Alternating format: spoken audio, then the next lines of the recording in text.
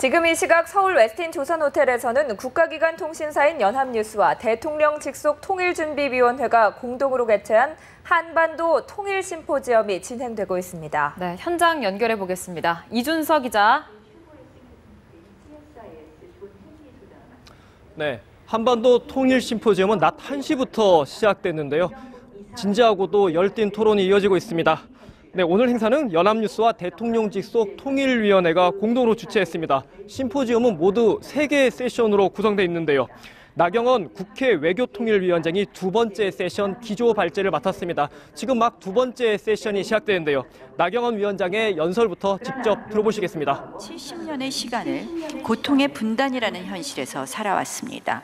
불필요한 국력 낭비와 이산가족의 고통, 지원의 분할 등 민족의 발전과 번영을 저해하는 여러 가지 요인 속에서 오늘날까지 세계 유일의 분단 국가로 남아있는 것이 현실입니다. 남북관계는 역시 그동안 때로는 협력하고 때로는 반목하며 부침의 70년을 보내왔습니다. 그간 북한은 동족상잔의 비극이었던 6.25 전쟁을 시작으로 최근에 보면 2002년 6월 연평해전, 2010년 3월 천안함 침몰을 포함해 미사일 발사, 또 최근의 지뢰 도발에 이르기까지 끊임없는 도발을 감행하며 한반도를 긴장감으로 물들여 왔습니다. 또 한편 남북이 분단된 후에 처음으로 통일 관련한 합의를 했던 1972년 7.4 남북 공동성명과 2000년 6월 김대중 대통령과 김정일 국방위원장의 만남으로 채택된 6.15 공동선언은 또 협력의 상징이기도 하였습니다. 그런데 그럼 지금 우리가 주목해야 될 것 중에 하나로 제가 보는 것 중에 하나는 1990년대 말부터 시작한 남북 경협에 우리가 좀 주목해야 될 것이 있지 않나 이런 생각을 합니다. 햇볕 정책의 일환으로 시작된 남북 경협은 2000년대 중반까지 급속도로 발전해서 1990년대 후반에 비해서 규모가 2000년대 중반에 보면 한 5배 이상으로 급증했습니다. 또 북한의 대외 거래에서 차지하는 남북 경협의 비중이 최대 40%에 육박할 정도로 성장하기도 했습니다. 개성공단, 금강산 관광같이 경협 형태도 크게 다양화되기도 하였습니다. 그러나 이와 함께 남북 경협을 통한 논란이 끊임없었던 것도 사실입니다.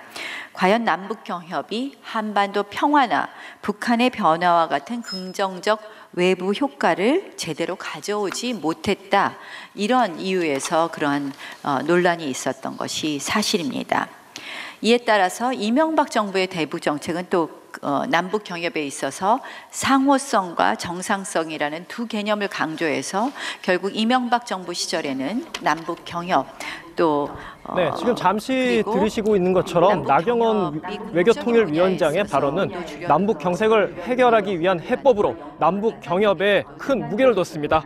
과거 동독이 서독의 경제적 요구에 매우 적극적으로 나오면서 독일 통일로 이어졌던 것처럼 경색된 남북관계를 풀 수 있는 해법은 결국 경제교류뿐이라고 강조했습니다. 제2, 제3의 개성공단 설립이나 남북 간 자유무역협정, FTA 체결 같은 획기적인 방안도 고민해보겠다고 덧붙였습니다. 특히 대동강의 기적을 이룰 수 있도록 우리가 도와줘야 한다고 강조했습니다. 개막식 기조연설은 홍영표 통일부 장관이 맡았는데요. 홍 장관은 박근혜 정부의 한반도 프로세스, 신뢰 프로세스의 의미를 짚어보고 평화 통일을 위한 남북 간 신뢰의 중요성을 강조했습니다. 첫 번째 세션에선 북한의 미래와 통일 정책을 주제로 다양한 의견들이 제시됐습니다. 이어지는 마지막 패널 토론에선 박진 전 외교통상 통일위원장의 사회로 최진욱 통일연구원장과 윤덕민 국립외교원장의 뜨거운 토론도 예상됩니다. 오늘 행사에는 정의화 국회의장과 황교안 국무총리, 김무성 새누리당 대표와 문재인 새정치연합 대표 등 정관계와 재계 인사들이 대거 참석했습니다. 지금까지 한반도 통일 심포지엄이 열리고 있는 서울 웨스틴 조선 호텔에서 전해드렸습니다.